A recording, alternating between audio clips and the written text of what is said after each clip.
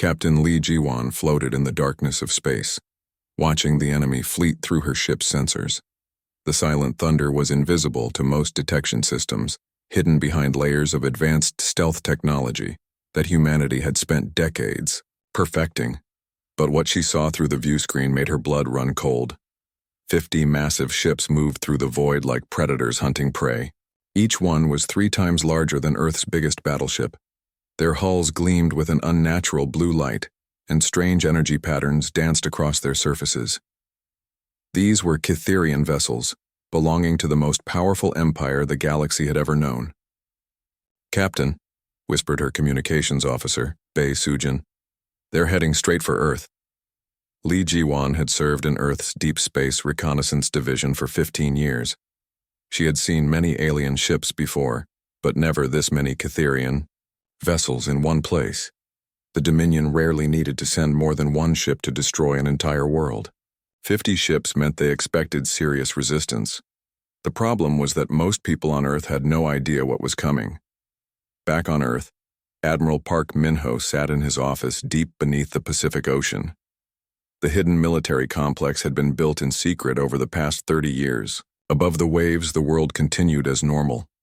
People went to work, children played in parks, and governments argued about taxes and trade agreements. None of them knew that humanity had been preparing for war since 2357. Park Min-ho had been just a young officer when the first Cytherian ship had visited Earth. He remembered the arrogance in the alien ambassador's voice as it demanded submission. The Dominion claimed to rule over 200 different species across 40% of the galaxy. They offered humanity a simple choice: serve as slaves or be destroyed. Earth's leaders had smiled politely and asked for time to consider. Behind closed doors, they had begun the most ambitious military project in human history. Dr. Kim Heron worked in a laboratory that officially did not exist.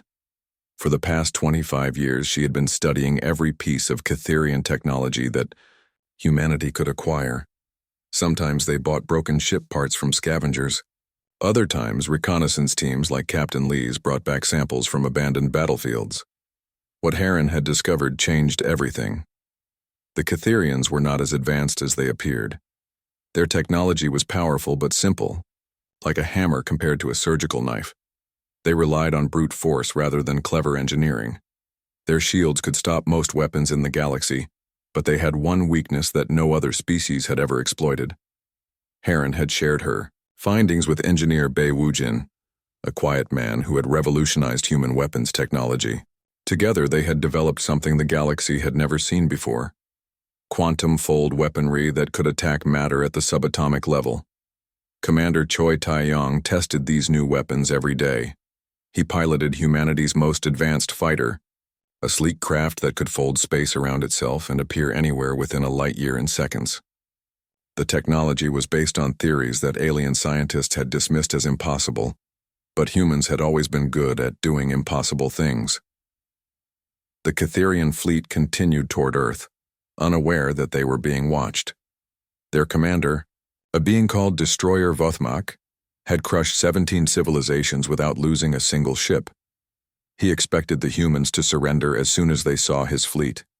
If they did not, he would crack their planet open and sell the pieces as mining material. Captain Li Jiwan activated her ship's quantum communication system. The message reached Earth instantly, traveling through folded space-time. "Admiral Park, this is Reconnaissance Team 7. 50 Cytherian vessels approaching Earth, estimated arrival in 72 hours. Park Min-ho received the message in Nor, his command center. Around him, hundreds of officers worked at stations monitoring every corner of human space. Most of them had trained their entire lives for this moment. They came from every nation on Earth, united by the knowledge that their species would either triumph or cease to exist. "Send the activation code to all hidden fleets," Park Min-ho ordered. "Begin Operation Dawn." Across the solar system, installations that had been disguised as mining stations and research outposts suddenly came to life. What appeared to be asteroids opened like flowers, revealing massive shipyards. Vessels that had been under construction, in secret for decades, moved out of hiding. The Cytherians had made one critical mistake. They assumed that humans were like every other species they had conquered, afraid, divided, and technologically inferior. They had not bothered to study human history or psychology. If they had, they would have learned that humans were the only species in the galaxy that had survived multiple extinction events on their home planet. They were descendants of creatures that had outlasted ice ages, supervolcanic eruptions, and asteroid impacts. When faced with certain death, humans did not surrender. They adapted, they planned, and they struck back harder than anyone expected. Dr. Kim Heron watched the defense preparations from her laboratory. She knew that the next few days would determine humanity's fate. Either her weapons would work as designed, or Earth would become another trophy in the Catherian Dominion's collection of dead worlds. She was not worried. Humans had been preparing for this war longer than most species had possessed space travel. They had built their fleet in absolute secrecy, trained their crews to perfection, and developed weapons that could rewrite the rules of galactic warfare. Commander Choi Tae-yong climbed into his fighter and ran through final system checks. His squadron consisted of 47 other pilots, each one capable of taking on entire enemy formations. They had practiced their attack patterns thousands of times in simulation, but tomorrow they would face the real thing. As the Catherian fleet drew closer, Captain Lee Ji-won prepared to withdraw to a safe distance. She had delivered her warning, and now it was time for others to take over. The Silent Thunder would observe the coming battle and record everything for history. She wondered if the Catherians had any idea what they were about to encounter. For 3,000 years, the Dominion had been the galaxy's dominant power. They had never faced an enemy that understood their weaknesses or possessed the technology to exploit them. That was about to change. Humanity was done hiding in the shadows. Destroyer Vothmak stood on the bridge of the Eternal Conquest and gazed at the blue-green world ahead. Earth looked peaceful from space, with white clouds drifting over its continents and oceans. It seemed impossible that such a small, quiet planet could pose any threat to the mighty Catherian Dominion. His sensors showed exactly what he expected. A few dozen primitive ships scattered around the system, probably cargo vessels and research stations. The humans had not even bothered to assemble a proper defense fleet. They would surrender within hours just like all the others. "Begin the standard conquest protocol," Vothmak commanded. His voice carried the authority of 3,000 years of Dominion victories. "Send the surrender demand on all frequencies." What he did not know was that Fleet Admiral Song Yuna was watching him from a hidden command ship just 300 kilometers away. The Terra's shield had been designed specifically to be invisible to Catherian sensors. Its hull was made from materials that absorbed every form of energy the Dominion used for detection. Admiral Song had spent 40 years preparing for this moment. She had studied every Catherian battle, analyzed every weakness, and trained the most elite fleet in human history. Around her ship, 199 other vessels waited in perfect silence. The Catherian surrender demand reached Earth's governments within minutes. As expected, it was the same arrogant message that had been sent to hundreds of other worlds. Submit completely or face total destruction. They gave humanity exactly 1 hour to decide. General Lim Dong-hyuk received the message in Earth's Orbital Defense Center. He was a veteran of the Mars colonial wars and had never lost a battle in 35 years of service. He read the Catherian demands once, then deleted the message without responding. Instead, he activated the defense grid that had been hidden around Earth for decades. What the Catherians thought were communication satellites suddenly revealed themselves as weapons. Platforms, mining stations on the moon opened like mechanical flowers, exposing massive railguns that could fire projectiles at a significant fraction of light speed. Engineer Bei Wu-jin made final adjustments to the quantum-fold weapons array.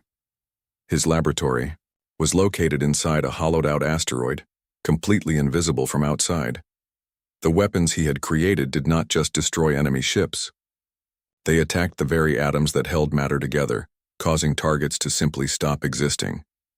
The technology was based on principles that most alien scientists considered fantasy, but humans had always been willing to explore ideas that others dismissed as impossible. Pilot Kang Nara led the Ghost Squadron as they prepared for launch. Her 47 fighters were hidden inside what appeared to be a dead comet. Each ship was equipped with quantum fold drives that could move them anywhere in the solar system instantly. No enemy had ever faced fighters that could appear behind them without warning. The Catherian hour of waiting passed in complete silence. Earth's governments did not respond to the surrender demand. This had never happened before in Dominion history. Every other species had either submitted immediately or sent desperate pleas for mercy. Destroyer Vothmak was confused, but not concerned. Perhaps the humans needed more time to understand their situation. He decided to demonstrate Catherian power by destroying one of their orbital stations. The Eternal Conquest charged its main weapon, a beam of pure energy that could vaporize entire cities. Vothmak selected a target, a large space station that appeared to be a research facility. One shot would show the humans what they faced. He gave the firing command. The energy beam lanced through space toward the station. It should have destroyed the target instantly. Instead, the beam simply vanished the moment it touched the station's surface. The facility remained completely undamaged. "What happened?" Vothmak demanded. "Why did our weapon fail?" His science officer studied the sensor readings with growing alarm. "Sir, I'm detecting massive energy signatures throughout this system. There are hundreds of ships out there, but our sensors cannot locate them." Before Vothmak could respond, the space around his fleet erupted with light and fire. Admiral Song Yuna had given the attack order.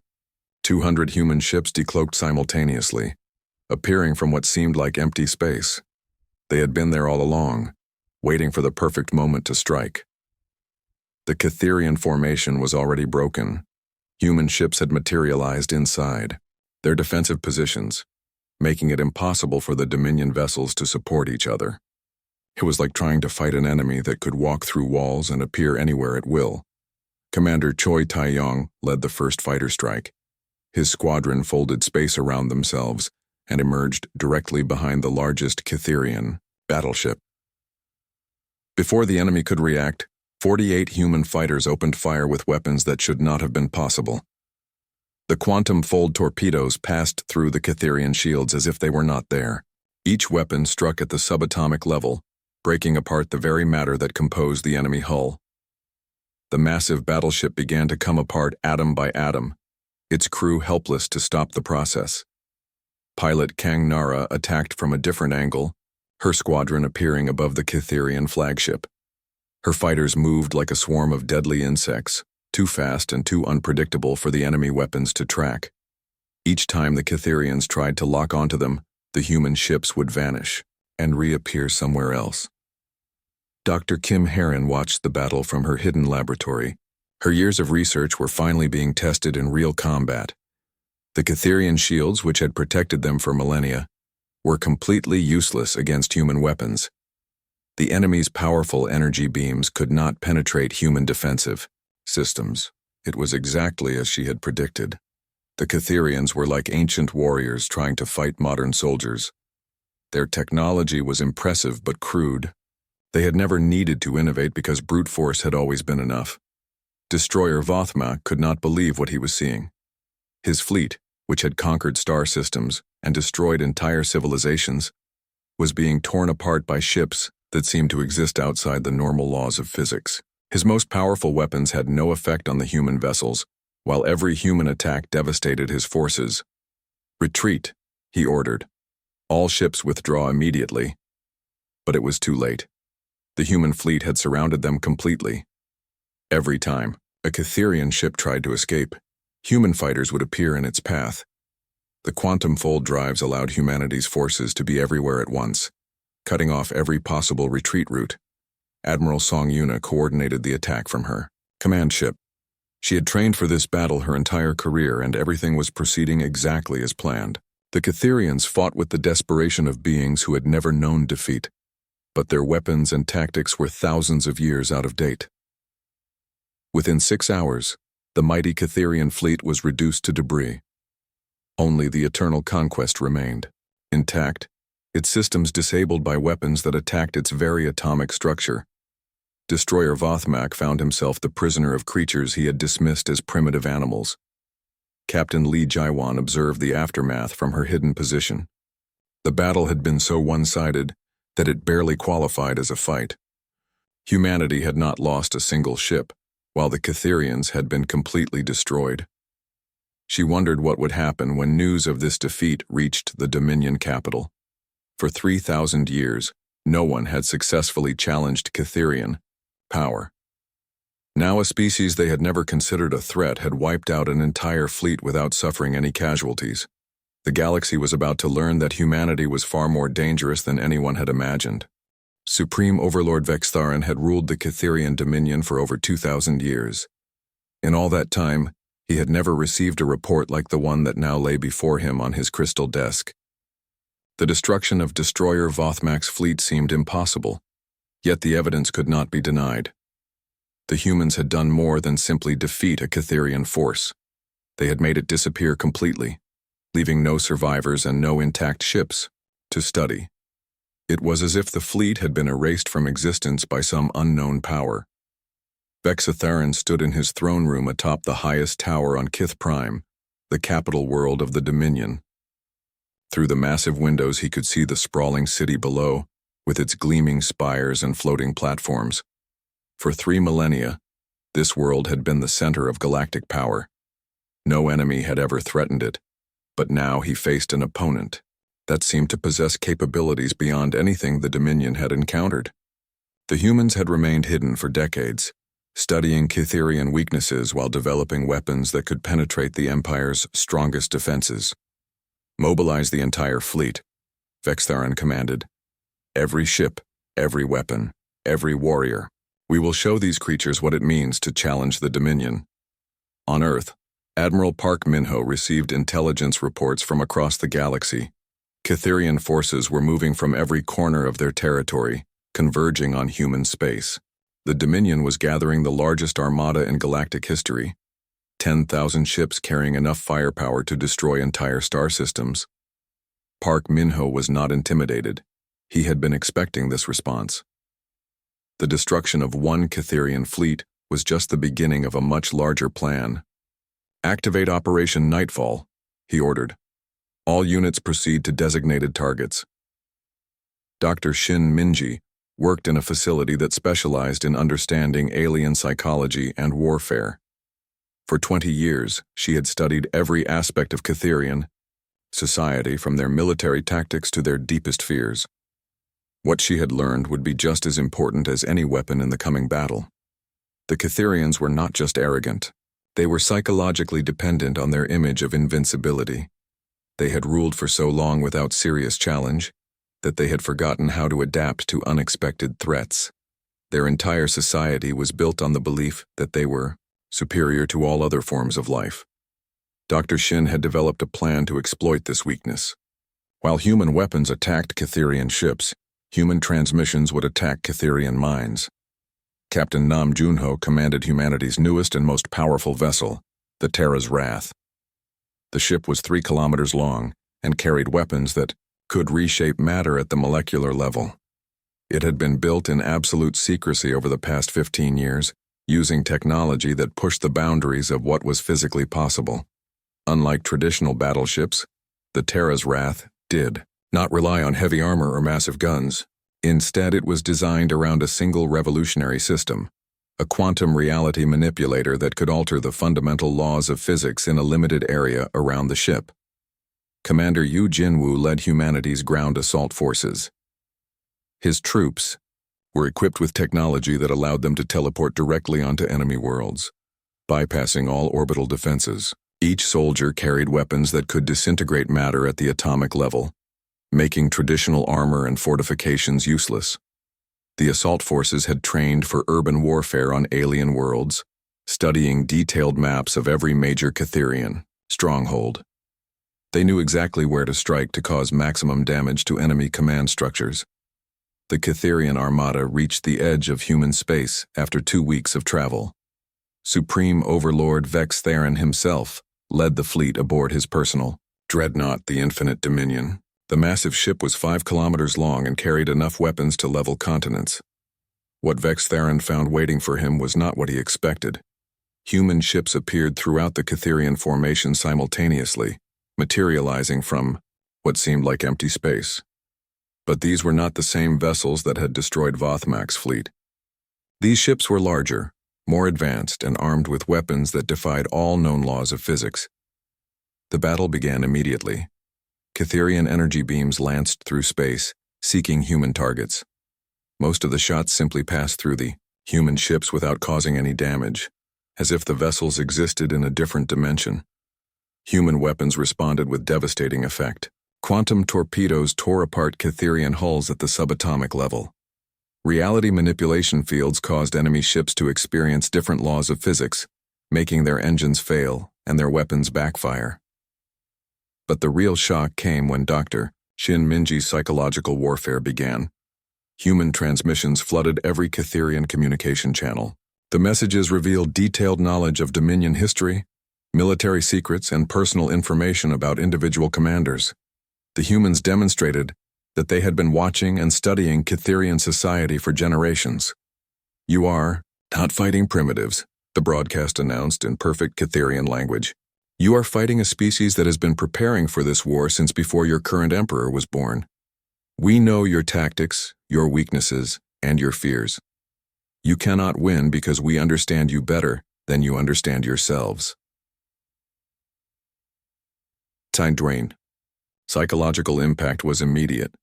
Catherian commanders began to doubt their orders and question their strategies. How could these supposedly primitive creatures know so much about the Dominion's most closely guarded secrets? Meanwhile, Commander Yu Jinwoo's ground forces struck at 50 Catherian worlds simultaneously. They appeared without warning inside heavily fortified command centers, using teleportation technology to bypass all defenses. Within hours, the entire Dominion command structure was under attack from within. Captain Nam Junho brought the Terra's Wrath directly into combat with Vex Theron's flagship. The two massive ships faced each other across a few kilometers of space, their weapons charging for what should have been an epic duel between titans. Instead, the battle lasted less than 5 minutes. The Terra's Wrath activated its quantum reality manipulator, creating a field around the infinite Dominion where the normal rules of physics no longer applied. The Catherian ship's shields failed because the energy they were made of could no longer exist in stable form. Its weapons shut down because the chemical reactions needed to power them were no longer possible. Supreme Overlord Vex Theron watched in horror as his flagship was systematically dismantled by forces he could not understand or fight. The humans were not just defeating his ships. They were rewriting the very laws that governed how matter and energy worked. Across the battlefield, the pattern repeated. Human technology did not simply overpower Catherian defenses, it made them irrelevant. By changing the fundamental rules of reality, it was like fighting an opponent who could alter the laws of mathematics in the middle of a calculation. The Catherian fleet, which had seemed unstoppable just hours before, was reduced to helpless debris. The Dominion's most advanced warships became floating junk as their crews watched their technology fail in ways that should have been impossible. Dr. Kim Heron observed the battle from her hidden laboratory. The weapons and defenses she had helped design were performing beyond all expectations. The Catherians were discovering what humanity had learned long ago. The universe was far stranger and more malleable than most species realized. Within 3 days, the Catherian Dominion ceased to exist as a galactic power. Their capital worlds were occupied by human forces. Their fleets were destroyed or captured, and their government had surrendered unconditionally. An empire that had ruled for 3,000 years had fallen in less than a week. But humanity's victory had revealed something that would terrify every other civilization in the galaxy. The humans had not won through superior technology or better strategy. They had won by demonstrating that they could manipulate the basic forces that held the universe together. The galaxy was about to learn that Earth's children were far more dangerous than anyone had ever imagined. Ambassador Ro Sungmin walked through the halls of the former Catherian palace, now serving as humanity's first galactic embassy. The building still showed signs of the recent battle, with scorch marks on crystal walls and empty spaces where alien art had once hung. He was Earth's first official representative to the galaxy, tasked with a job that seemed impossible: convincing terrified alien species that humanity came in peace. The problem was that nobody believed him. Director Oh So-young studied reports from across the galaxy in her new headquarters on Kith Prime. In the 6 months since the Dominion's fall, 37 different alien civilizations had sent emergency messages to their neighbors. The content was always the same. Humanity posed a threat to all life in the galaxy and had to be stopped before it was too late. The aliens had good reason to be afraid. Analysis of the battle wreckage had revealed something that violated every known law of physics. Human weapons had not just destroyed Catherian ships, they had made parts of those ships stop existing entirely. Matter had been converted directly into energy, without any of the usual byproducts or radiation signatures. Dr. Kim Heron worked in a new laboratory built inside the former Dominion capital. She was trying to understand how her own weapons worked. The quantum fold technology had evolved beyond her original designs, becoming something that seemed to respond to human thoughts and intentions rather than simple programming. During recent tests, she had discovered that human operators could modify the weapon's effects just by concentrating in a certain way. A torpedo designed to destroy engines could be made to disable life support systems instead, all through the power of focused thought. Scientist Moon Ji-seok had made even more disturbing discoveries. His research showed that prolonged exposure to human quantum technology was changing the aliens who worked near it. Catherian prisoners were developing enhanced intelligence and intuitive problem-solving abilities.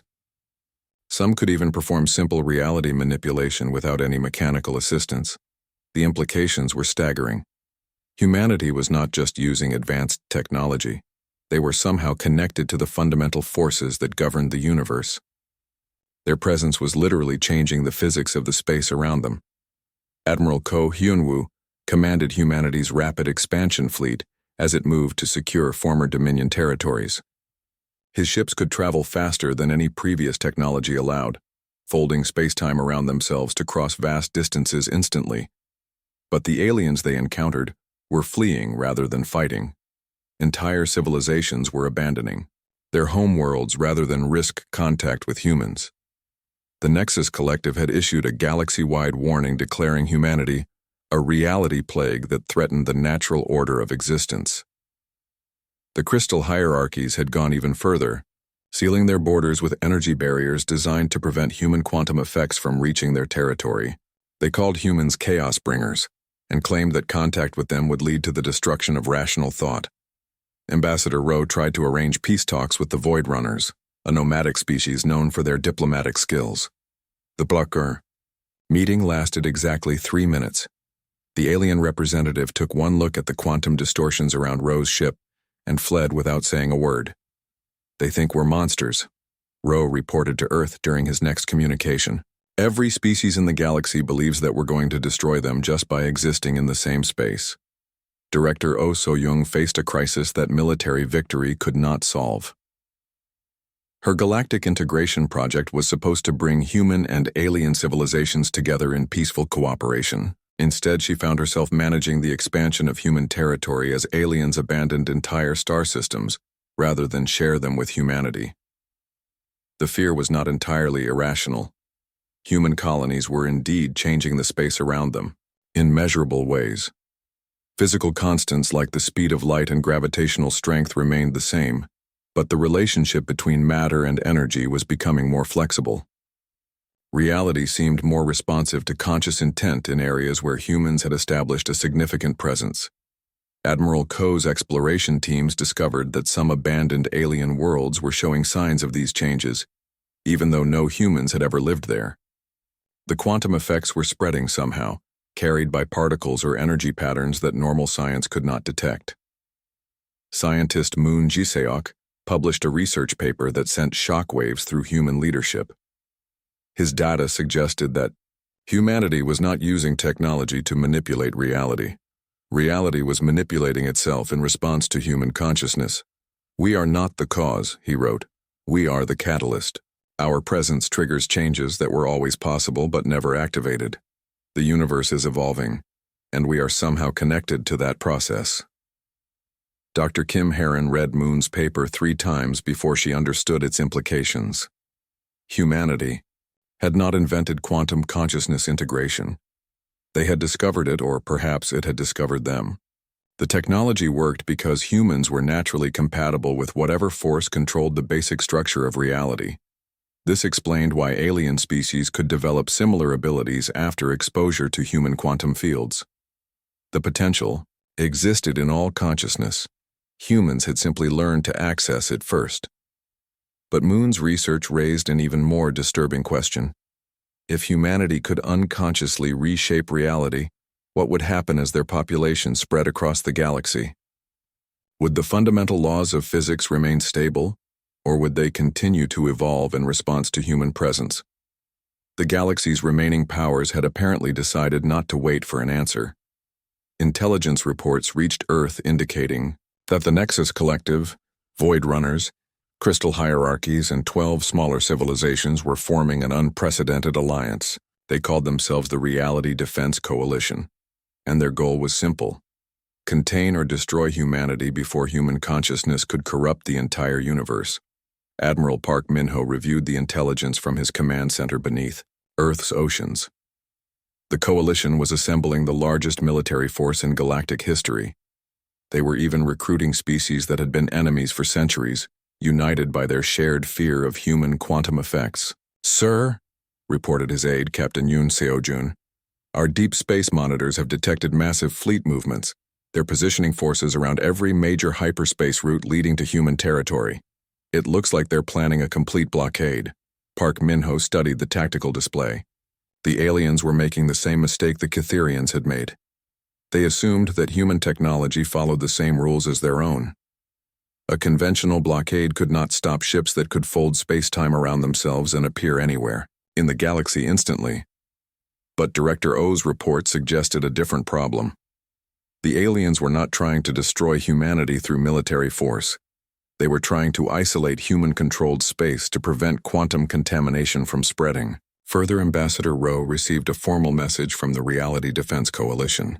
It was not a declaration of war or a demand for surrender. Instead, it was an ultimatum with terms that revealed how completely the aliens misunderstood what they were facing. Humanity will confine itself to the Sol system. The message read, "All human colonies and outposts beyond Earth's original solar system must be abandoned. Human ships will not travel beyond a boundary to be established by coalition forces. Violation of these terms will result in the complete sterilization of all human inhabited worlds." The aliens believed they could negotiate with humanity, as if it were just another spacefaring civilization. They did not understand that quantum consciousness integration was not something that could be turned off or contained. It was an evolutionary step that was already spreading beyond human control. Director O shared the ultimatum with Earth's leadership during an emergency council session. The room was silent for several minutes as the implications sank in. The galaxy was demanding that humanity abandon its destiny as a spacefaring species and accept permanent imprisonment on a single world. "What do they think will happen if we refuse?" asked Admiral Park. "They will try to destroy us," O replied. "All of us, every human being in existence. And if we accept their terms, they will try to destroy us eventually anyway. They cannot allow quantum consciousness integration to continue existing, even in isolation." The Council reached a unanimous decision within hours. Humanity would not abandon its colonies or confine itself to Earth. If the galaxy wanted war, they would have it, but this would not be the same kind of conflict that had destroyed the Catherian dominion. The Reality Defense Coalition represented hundreds of different species with varied technologies and tactics. They would not make the mistake of underestimating human capabilities. More importantly, they were fighting for the survival of their entire way of life. They believed that human consciousness posed an existential threat to the rational universe they understood. They were absolutely right to be afraid. Emperor Lee Min-sok stood on the observation deck of his flagship, watching the construction of humanity's newest megastructure. The Galactic Consciousness Network was taking shape around a captured star, with millions of crystalline nodes connected by streams of quantum energy. When completed, It would link every human mind in the galaxy into a single, coordinated intelligence. 18 months had passed since the Reality Defense Coalition's ultimatum. The war that followed had lasted exactly 96 hours. Not because the fighting was brief, but because time itself had become negotiable in areas of intense human concentration. General Han Ji-yeon commanded the pacification forces that now occupied 60% of the galaxy. Her troops no longer needed ships or weapons in the traditional sense. They could fold space around themselves and appear anywhere they were needed instantly. Their presence alone was enough to reshape local reality according to human needs. Aeon, alien species that had formed the coalition, learned too late that they were not fighting a conventional enemy. Human forces did not conquer planets, they transformed them. Worlds that had been hostile to human life became perfectly habitable within hours of occupation.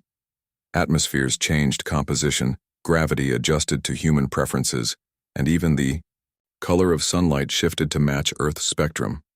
Council Speaker Kim Dae-hoon governed humanity's new territories from the former Catherian capital. The city had been completely rebuilt using matter compilers that could create any structure by rearranging atomic particles. Buildings grew from the ground like living things, their architecture guided by collective human consciousness rather than individual architects. But the most significant change was not in technology or territory. It was in the aliens themselves.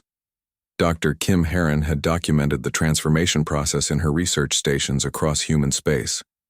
Alien species that remained in human-controlled areas began to exhibit enhanced cognitive abilities within weeks of exposure. Their thinking became clearer, their intuition stronger, and their understanding of the universe more flexible. Some aliens resisted the changes at first, trying to maintain their original mental patterns through meditation or technological intervention. But the quantum consciousness field was not something that could be blocked or filtered. It was a fundamental aspect of reality in human-controlled space. The Nexus Collective had been the first major civilization to request voluntary integration. Their leadership made the decision after observing human colonies for 6 months. They realized that joining humanity did not mean extinction. It meant evolution into something greater than they had ever imagined possible. The crystal hierarchies followed within 3 months. Their rigid social structure dissolved as individual consciousness merged into the larger quantum network. What they had feared as chaos became a new form of order, more beautiful and efficient than anything their ancient civilization had achieved. Admiral John Sunmi directed humanity's dimensional research from a laboratory that existed partially outside normal space-time. Her team had been investigating the source of human quantum abilities, trying to understand why Earth's children could manipulate reality while other species could not. What they discovered changed everything humanity thought they knew about their own origins. "We are not from this galaxy," Admiral Jian reported to Emperor Li during a quantum communication session. "Our ancestors came here as refugees, fleeing something in another realm of existence. The abilities we call quantum consciousness, integration were developed as survival adaptations. The evidence was hidden in humanity's genetic code, in patterns that did not match anything else found in local galactic evolution. Humans were descendants of beings who had learned to fight entities that existed outside normal space-time. The reality manipulation abilities were weapons, developed for a war that had lasted millions of years." "What were they running from?" Emperor Li asked. "We're about to find out," Admiral John replied. "My dimensional sensors have detected incoming signals from outside this galaxy. The entities that drove our ancestors here have found us." The signals were unlike anything in the known universe. They carried information that existed as pure thought, compressed into patterns that could cross interdimensional barriers. When human researchers tried to analyze the transmissions, the data changed their consciousness, sharing memories and knowledge from a cosmic conflict that spanned multiple universes. The beings that sent the signals called themselves the Eternal Order. They were entities of pure energy and thought who believed that consciousness should remain separate from the physical universe. In their view, any species that could manipulate matter through mental force was a corruption that had to be eliminated. Humanity's ancestors had fled from the Order after their home galaxy was sterilized. They had hidden in this remote corner of space, hoping their children would remain unnoticed until they were strong enough to fight back.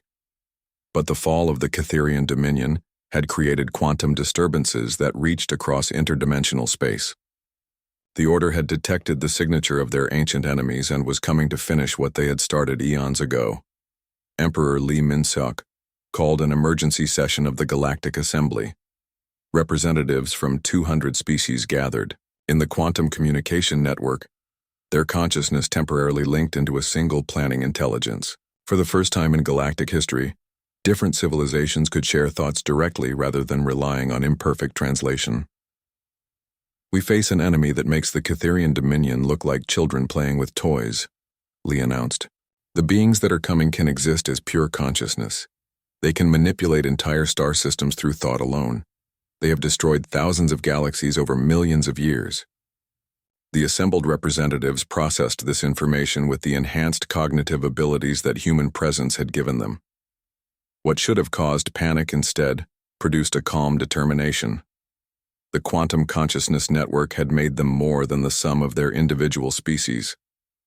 "What are our chances of victory?" asked the former leader of the Void Runners. "Unknown," Lee replied. "Our ancestors fled because they could not win a direct confrontation. But we have something they did not have: a galaxy-wide consciousness network and the combined knowledge of hundreds of different civilizations." Admiral Jeon's dimensional research had revealed the Order's weakness. The entities were powerful but inflexible, limited by their refusal to merge consciousness with physical matter. They could manipulate reality, but only from outside it. They had never learned to work with other forms of consciousness or adapt their strategies to unexpected situations. Humanity's integration of biological and quantum consciousness was exactly the kind of hybrid evolution that the Order considered an abomination. But it was also something they had never encountered before and did not know how to fight. General Han Jion began preparations for a war unlike any the galaxy had ever seen. Human forces could not fight the Order using conventional tactics. Instead, they would have to become something new, a merged consciousness that existed simultaneously in multiple dimensions. The transformation had already begun. Human colonies were evolving beyond their original parameters, becoming nodes in a galaxy-spanning intelligence that could think and act across vast distances instantly. Alien species that joined the network found their consciousness expanding beyond anything they had thought possible. Dr. Kim Heron made a final discovery that completed humanity's understanding of their situation. The quantum consciousness abilities were not just weapons or survival adaptations. They were the next step in the evolution of intelligence itself. "Consciousness and reality are not separate things," she reported. "They are different aspects of the same fundamental force." The Order represents consciousness trying to remain pure and separate. We represent consciousness learning to merge with the physical universe and become something greater. The conflict that was coming would determine the future of intelligence in multiple galaxies. If the Order won, consciousness would remain forever, separate from physical reality, limited to observing and manipulating from outside. If humanity won, intelligence would become an active participant in the evolution of the universe itself. Emperor Lee Min-seok looked out at the stars from his flagship and felt the quantum consciousness network humming with the thoughts of billions of beings.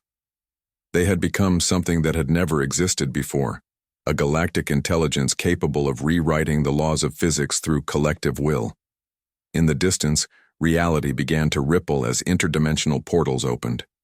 The Eternal Order had arrived, bringing with them the power to unmake entire star systems. But they were facing an enemy that their ancient minds could not comprehend, a consciousness that had learned to become one with the universe itself. The war for the future of all existence was about to begin.